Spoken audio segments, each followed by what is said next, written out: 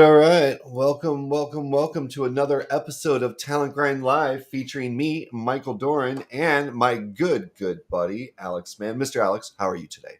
Mr. Doran, I'm doing great. Happy Friday, as they say. How are you keeping? Look, you're looking so fresh with a new fresh haircut. Yeah, I got a little fresh haircut. I actually just brushed it because I was going to do a live stream. Doing well. We are right in the middle of the summer doldrums here, everybody. Happy July 18th, 2025. I hope that it's hard to believe that the summer or the year is already half over, Alex. You know, we're closer to 2050 than we are to the year 2000 now as well. Oh, God, that's awful. It's just awful. And we can start speculating now about what 2026 is going to be like instead of what's 2025 going to be like, because really, things are going to be slow until the end of August. Then we'll get a flurry of activity. Nobody knows what's going to happen in September, October, and the early part of November. And then the story is, what is 2026 going to bring us? Yeah.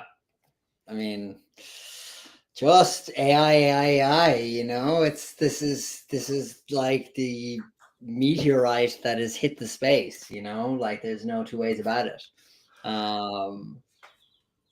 I mean, but is it though? Because there's conflicting opinions coming out. So I think there's a couple things that we want to talk about today, and we're going to kind of keep this one brief, maybe a half an hour or so. But there are countering narratives about AI's impact on the work world coming out from a variety of sources. Jan LeCun is saying that LLMs are not what's going to get us to AGI. And if that's the case, we're seeing what LLMs can do. And while they can do a lot, they can't do everything. And more interestingly, Josh Bersin came out with an article essentially titled "Why AI Harms to Jobs and Humanity Are Vastly Overhyped."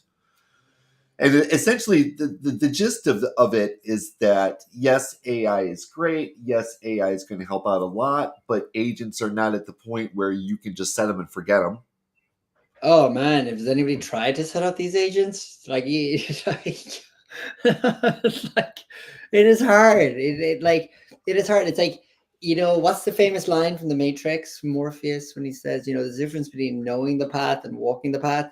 Like, yes, we know agents exist and some people are applying them really well into their organizations, but there's a difference between seeing that and going, all right, we're going to do this as a comprehensive sort of implementation into our talent acquisition or into our, you know, into our HR, into, you know, our finance department or whatever it is. Like, it's hard to like get in there and reorg from the ground up. Like, so I don't think that in any time now, but I think to that point though, you know, I saw something on Business Insider this morning when I was drinking my coffee, and it's about Amazon. And Amazon, basically, I'll drop it in the notes here. And basically, it's like Amazon is now saying that a recent mandate for promotions is people's use of AI in the company. So, like, looking to promote people who have. Oh, I think we're saying, yeah. How do I post it like that? I can send it here. But basically saying that, like, you know, like, how do you display your use of AI in the company. And I actually think that's a really good sign, because we've talked about this before, for like native users of AI, and it's typically like younger employees looking to get promoted. But it just goes to show that if you are showing like use of AI, like you're not going to lose your job because of AI. You'll actually get promoted because of it as well. Yeah, and this is one of those things where I hope that people don't get stuck with just an outdated mindset. Like it's really really easy to do if you're an older worker, and let's say you've been around since building a website was a technical feat and something that only engineers knew how to do. You should really dive in and play with tools and investigate and learn for yourself before you come up with any type of assumptions in your head, because AI is kind of the great equalizer in so many ways. You just need, what I've been doing a lot lately, we talked about one of our early shows, Alex, is I go and have an AI create a prompt for me that I then use in another AI chat window to get some activity done. Or I've been doing a lot of work actually cross-functionally between Claude and ChatGPT. Yeah, awesome. Will have a Claude project give me a concise summary of everything I've done in it, so I can take Yeah. it over to ChatGPT and throw it in. And for instance, I've been creating like images and things like that. Like ChatGPT is better for that. But it's really never been easier to kind of use AI tools, and I think that's one of those things that I hope over time that we start to see shake out, that experienced workers with AI. I'd agree, because I remember applying for a job 8 years ago, and I was working in quote unquote design consulting, which is basically a fancy way of saying it was a really fun job. And I remember I was trying to get into tech in SF, and every marketing or like growth position like required you to know how to use SQL. And I was like, I've never done SQL in my life. I was like, how do I bullshit my way through this now? As in, how do I like get past this little hump? Because I was like, I know how to do marketing. This has been my job for the last number of years, like design, branding, performance marketing, that kind of stuff. But I'd never used SQL. And it seemed to be a prerequisite.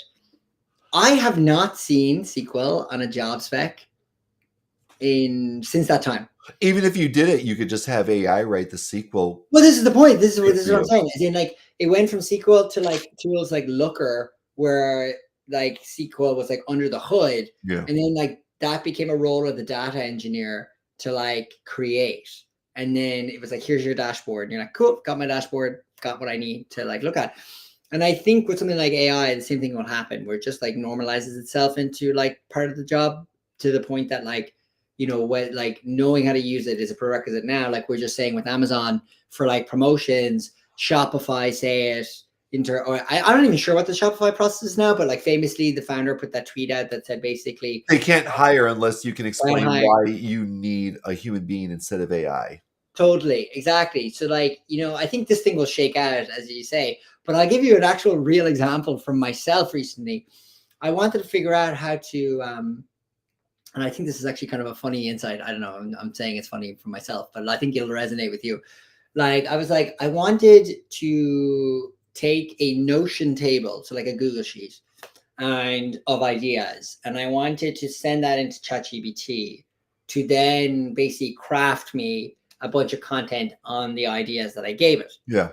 And so I was like, okay, I'm going to need like make.com for this. So if anybody doesn't know what make.com is, it's kind of like Zapier. It's like an integrator between different tools for like AI products. Right. And I sat down to try and build that. And I spent hours on that. And I was like, this is terrible. Yeah. I was like, this is not doing what I wanted to do. I could have written a few posts by that time. You know what I mean? Well, we spent a month and a half on an N8N sales automation that's like 99% of the way there, but it breaks still, and we're not quite sure why it breaks. And so we still ultimately have ended up not really using it a lot. We're going to maybe circle back to it at some point, but yeah, it's not easy. But this is the point we're making about AI, and the sort of overarching fear, I guess, is that like, yeah, the tools exist to like really amplify your business, but on the inverse of it is like, internally someone's got to know how to do it. Someone's got to know how to use these tools, it's like I think about something like, say, like with Ellie, for example, like a very easy AI product to use. I mean, it's just a call recorder, gets on the call, and there's more sophisticated like features to it, but the fundamental of the product is the recording of the call. There's your first taste of it. And then there's all these other workflow optimizations that can happen with the product after the fact. But like they made me recognize and made me feel kind of like that's what people are like kind of are snide or snigger about AI wrappers, like products that like, oh, I built an AI for LinkedIn copywriting. Man, I totally understand why somebody would pay $20 a month for a product like that now. Do you know what I mean? Like, because it's like building it yourself. Like, it's very hard to do that. You know what I mean? And so, like, I think there's a way to go before we see like AI really impacting. And I mean, look, at the end of the day, like, hiring hasn't fallen off a cliff. Like, it's not like there's an extraordinary lack of jobs available in the country, either in tech or in general. Well, I mean, we are in a downturn, so you could say there are. I mean, it's not a like catastrophic downturn, is what I'm saying. It's in like we've spoken about it being like a quote unquote like recession for a while, but like how severe a recession is probably a better way of framing it. You know I what I don't mean? think that we fully know that yet. How severe? I mean, there's still. I mean, I talked to a woman today. Not today. I talked to a woman this week who was one of my peers coming up in Chicago. Yeah. Got many years of recruiting experience, and put out a post that was basically like, "I'm close to living in my car. I don't know what to do." And so I think that there's the important thing that we should all understand is that I think right now there is an enormous amount of private suffering happening right now. The thing that I hate most about social media and the web, and what's always driven me to be a lurker, is that people only really advertise the good. They rarely talk about the bad. So Yeah. just so everybody knows, last year in March, my wife lost her job and I lost both of my clients in 3 days. And we went 8 months without any income or revenue coming in. Yeah. I mean, it's hard. And yeah, Very hard. because I still have people who are depending upon me to help pay their rent. I still have a product that I'm trying to push forward. I've still got a business that I've try to build in the down terms of one of the worst economies for recruiters in living history. But why? Okay, I'm gonna interrupt you there. Yeah. Why is it the worst economy for recruiters? Like, Because it should have what do come we, back by what do we think it back actually by is? now. Yeah, It, like are companies not respecting the process? Is there a secular disrespect towards recruiting functions? well, there generally has been a secular disrespect against recruiting functions. Right now, it's a buyer's market for talent. And as Josh Bersin says, like every CEO and every CFO has worked with their executives for the last 6 to 12 months to figure out what their AI strategy is. They've now established their AI strategy. They've thrown it into their business and they've asked their business to start implementing it. You don't know how many of them are following, Toby's lead from Shopify and are Yeah. trying to be Shopify when they're not Shopify, right?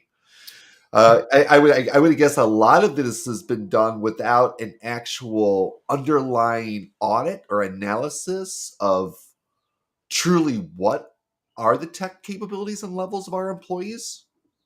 So I would imagine there's probably a lot of people who are overloading maybe non-technical people with very technical tasks or an understanding of technology at a high level that they don't have. That's going to slow things down. These are the human elements to building businesses that if you study human development like I have, anybody who studies psychology can tell you, like, or even maybe a military leader can tell you, best laid plans, right? Your plan Yeah. is as good as it is until the first moment of contact with the enemy.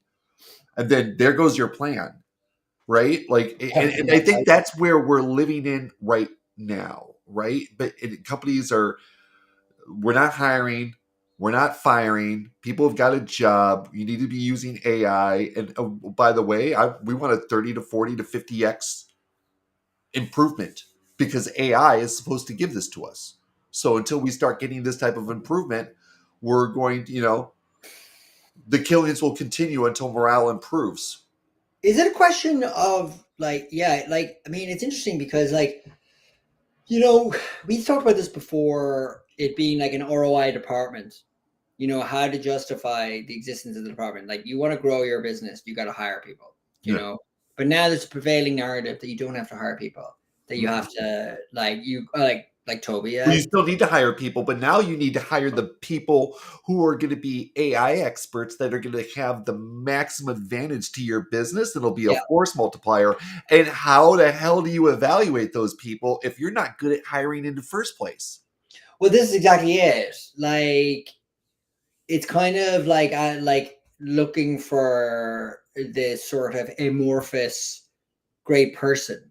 And it's like, you as a recruiter might find somebody, and the founder, because ultimately, like, you have to go find a kind of intangible, and you got to bring back X number of intangible candidates for a fussy department head or a fussy founder that is very much like, I want somebody who's like a force multiplier for my business. You know what I mean? And it's like, okay, dude, it's like, it's just like you're set up to fail with those kinds of briefs. Well, just imagine if you're an executive whose use of AI is limited to asking questions to ChatGPT. And now you've got to bring leadership in who are going to fundamentally transform your business and allow it to compete in this new AI age. How are you going to evaluate that talent? Yeah. I mean, this is the thing. I mean, and this is what Amazon are doing, you know what I mean? Or at least is reported to be doing, which is like people are getting promoted on like using AI in the organization. And I mean, I don't know if that means you're really good at writing ChatGPT emails and you're faster at sending emails, or does that mean you're implementing workflow optimizations under the hood within the org? I'm just implementing workflow optimizations, saving money, doing things better. But I mean, even look at Klaviyo, right? Like I just read a deck that Laszlo Bach, the guy who brought me to Google, shared. He's Love talking that to people. He's talking to people about AI, and he talks. Is it what's the one out of Europe? Is it? It's not Klaviyo. It's I always. Klarna. Yeah, Klarna, right? Like the names are so close. The Klarna CEO fired everybody. AI is going to do everything. Now the Klarna CEO is hiring a bunch of people because AI can't do everything. That was right in Laszlo's deck. Yeah. And so there's. I think the older that you get, the more you realize that there's like a ton of bullshit, and then there's the reality, and then there's like a lot of space in between. And like it's surfing that space in between and figuring out what's bullshit and what's actual reality.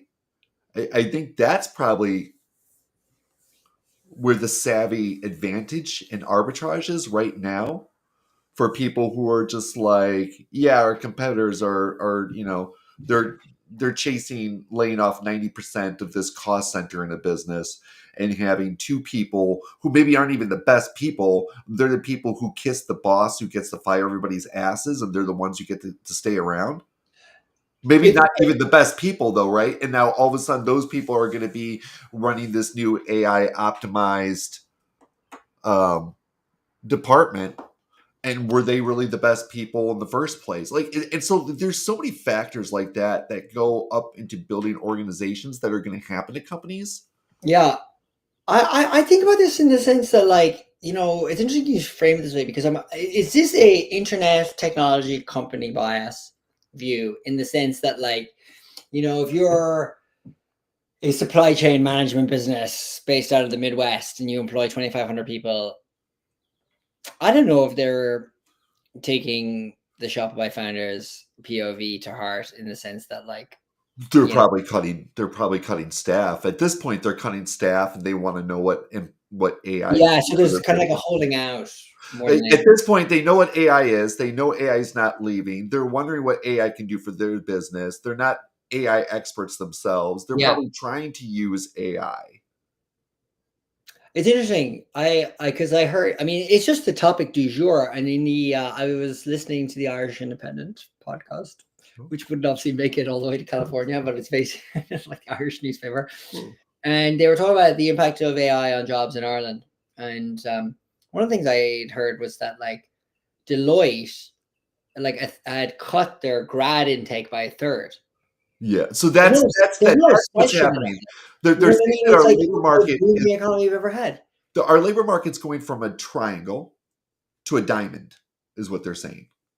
Oh, elaborate on that. Right. So traditionally, if you got the triangle, you've got the executives at the top and a wide labor force at the very bottom. So for the entry level, it'd be the widest part of the labor force, right? But that's now transitioning to a diamond. So the widest part is in the middle. People who've got actual corporate work experience, most likely work experience working with AI, but then it narrows down at the bottom. So that means that there's going to be much less opportunity for early career people. They're going to somehow have to try to figure out how to get experience. Oh, and this actually has got me thinking. They're going to somehow try to figure out how to get experience so they can get to the middle of that diamond.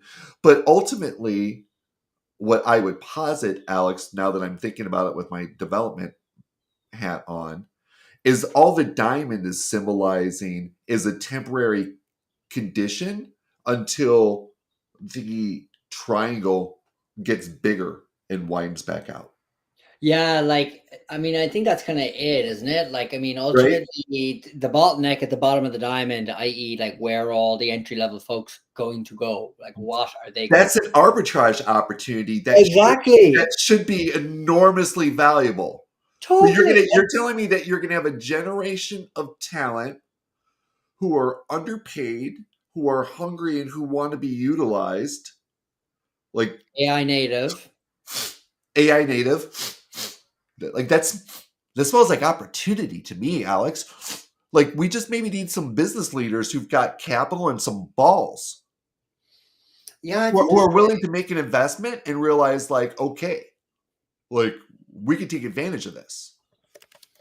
Because it's also like, what was the stat on like there was something about MBA hiring or something, you know, MBA grads or whatever, Yeah. this year. What I'm looking at here. Somebody posted. I mean, this is on Reddit. We should do another show around the title of "Is an MBA worth it?" I read some articles recently that said it's not anymore. I mean, it's kind of the intangible. I mean, it depends where you go. Even You depending know on what I where mean? you go, I even mean, on depending a on where you practical go, basis, it's people are using. That's what it was. The article. People are using MBAs to do mid-career pivots into finance because they want to make money.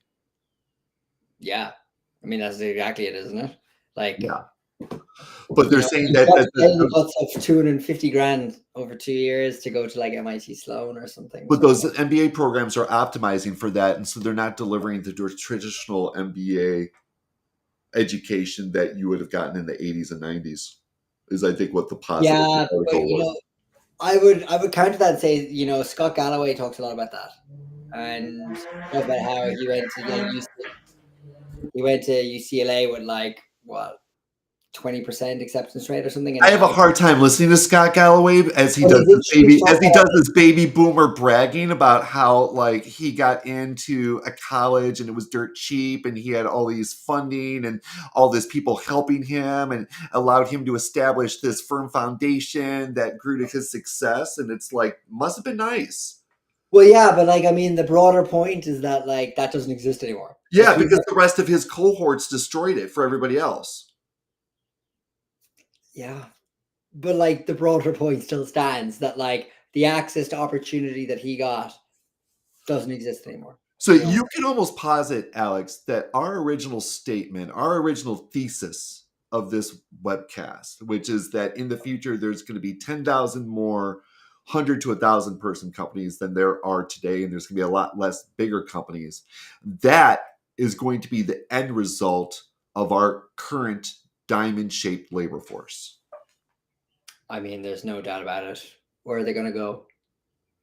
And then you see guys like Cluely come on the market and blow up on Twitter and on social media. There's already open source Cluely out But there. it's more like those kids did it, you know, and it's as much a marketing company as it is a whatever it's supposed to do, pass an interview company or whatever the tech is. But the broader point is that like anyone can do it. Lovable exists. Like I sat down a week ago and I designed an app on Figma. I just watched a video and then I just basically like built out I a hate fucking Figma. what? I hate Figma so much. Yeah, it's clunky, but like the more you use it, the more you get to know it. Just Yeah. like the way wasn't able to use Make. This weekend now, my goal is to use Lovable to build the app I designed. You know, and I'm like, I don't know if it'll work, but like I can go build an app. You know, there's plenty of people on TikTok that could create content for me, you know, that I can pay for nothing. And all of a sudden, you know, who knows, could capture lightning in a bottle. The broader point is none of this stuff was available to me when in 2012.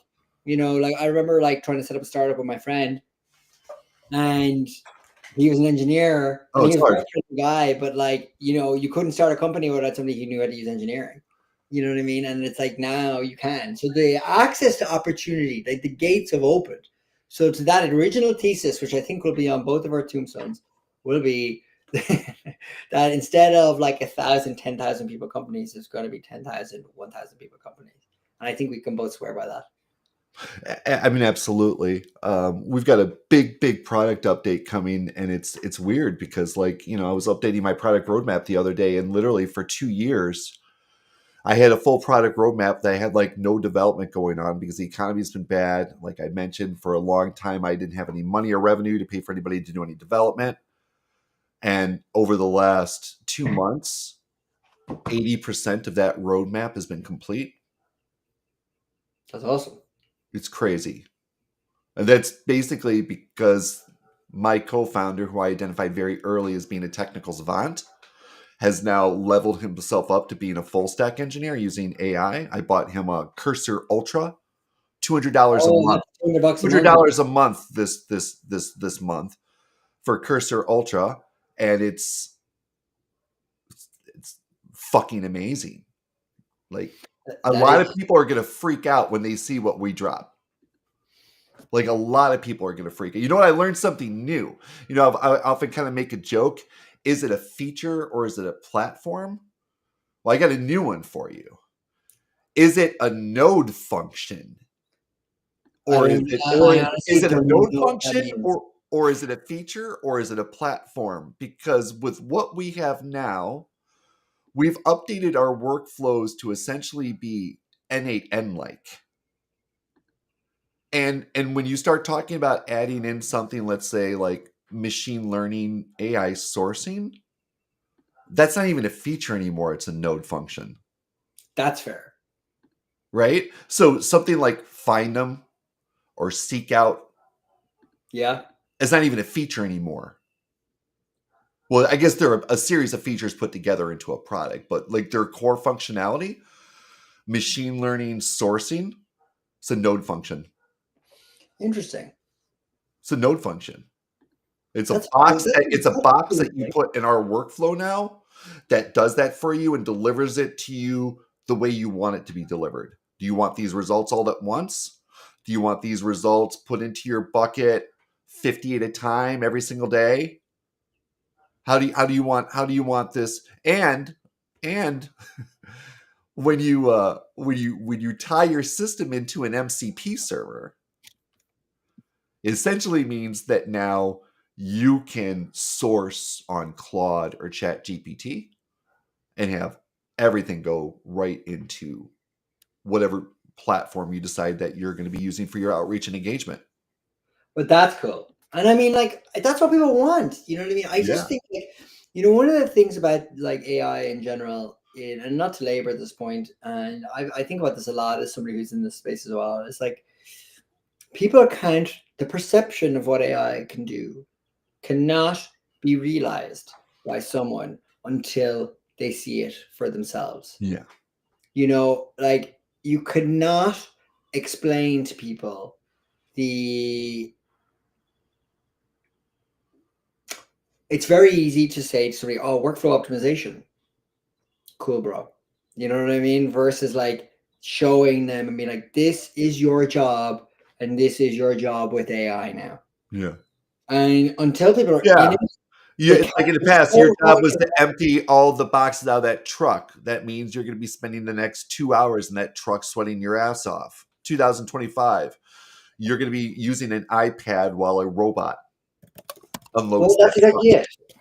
Like it's just night and day, like the way work is going to be done. And most people think AI is the chat interface on ChatGPT, when in actual fact, the vast majority of the work improvements, the optimization of the job, is under the hood. Yeah. So this is literally like going from this is not literally like going from a Rolodex to fucking LinkedIn. You know what I mean? Because that's just a digitized version of what that informer process was. Like this is like, no, it's changing. This is Yeah. context. This is like collaboration. This is It's time to start rethinking actually like what matters in your work. yeah. What matters? Well, what are the end results that your work is delivering? How efficiently can you deliver it? How quickly can you deliver it? Well, yeah, and I mean that's where the edge for using AI will come from, is people being able to do that. You That's know? why AI is worthwhile to every single person to be spending. I mean, I spend all day in AI. Well, I mean, it's been fun lately because for the first time in 2 years, I've been a product manager all week. I created 6 different product requirement documents this week alone. Yeah. Everything from the website copy to I spent 2.5 days just on monetization and unit economics alone. Because that's if you're going to be selling something online, your base unit economics are everything. If Yeah, you don't have that math right, nothing else matters. that's very true. Right. And so, when I worked at Dropbox, I've seen like a lot of different companies, a lot of different values. Dropbox has one, which is sweat the small stuff and everything else will work out. And I'm like, God, isn't that true? Out of all the values, out of all the BS in Silicon Valley, that was the one that really stuck with me and that I've kept with me. I focus on the small details. And when you do that, everything works out. So I'm, just patiently waiting on my engineering team to put the very final finishing details into this as we drop a product that's going to be equivalent to Gems CRM, Ooh. Source Whale, Yeah. um, I'm trying to think Jobin, uh, any of those type of sourcing, outreach, engagement type of platforms. Yeah. Free or affordably priced once we build some higher level AI functionality into it. Because, and I think the last thing I'll say about this is that I understood a long time ago that delivering a product like that, which is other people's end game, for me was going to be the price of admission.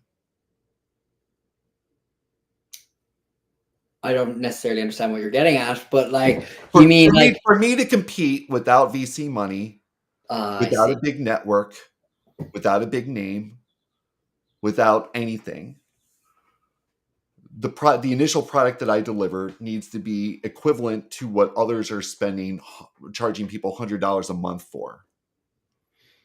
That's fair, but I mean, like, I presumably you're going to price it in that kind of space as well. No, I mean, like at the most, maybe when we put seek out type of functionality into it, it'll be $50 a month.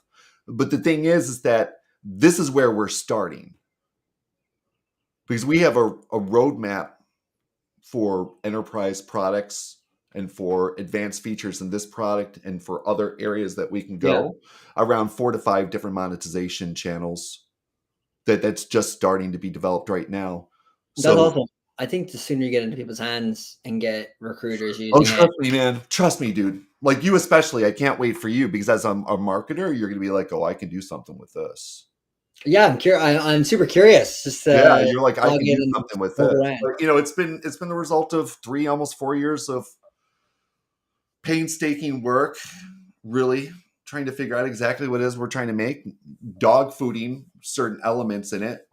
Yeah, So I went to a meetup the other day, and it was sponsored by somebody who's kind of creating he jumped I saw it on LinkedIn. yeah he jumped right into AI and created a product and thinks that and wants to sell it to an ATS system. And when I asked him about the email engine, he's like, "Oh, it's on the product roadmap. We're definitely going to get that later this year." And I just wanted to laugh because email engines are really, really, really difficult. And you don't know they're really, really difficult until you start to try to create them. I don't know, maybe they're easier now with AI. Maybe. No, I don't know. no, No. no. Email engines are really difficult. They're hard because it's not that there's hallucination in the email content as well, but like given the sensitivity of the communications, whether you're back and forthing with a candidate or whichever, and you're enabling the AI to kind of contextualize the conversation, rope Yeah. in other colleagues, you know what I mean, into the conversation, having one place, one thread, one piece of information. Not as simple, No. No. not as simple. There is a lot of trial and error to like figure that out. Like it would take the guts of 14, 15 months, I'd say, to build something that you'd be like comfortable with actual paying clients using. Yep. So I think that's what Whoever that is, they got what to do, I'm looking forward to see if there's others like me who start to pop up because of AI. We now have superpowers. I don't doubt it. I mean, your superpower is your personality, so Well, you still have to lean into that. I mean that's been the ultimate irony this entire time, Alex, is that there is a Richard Branson who lives inside of me. This is public, yeah. There is a Richard Branson who lives inside of me who's been locked down in a box with some Houdini chains. And occasionally you'll see him when I get a little bit snarky, but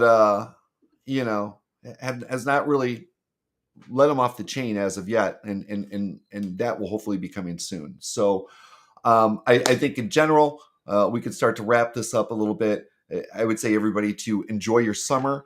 August is coming up. Absolutely nothing happens in August.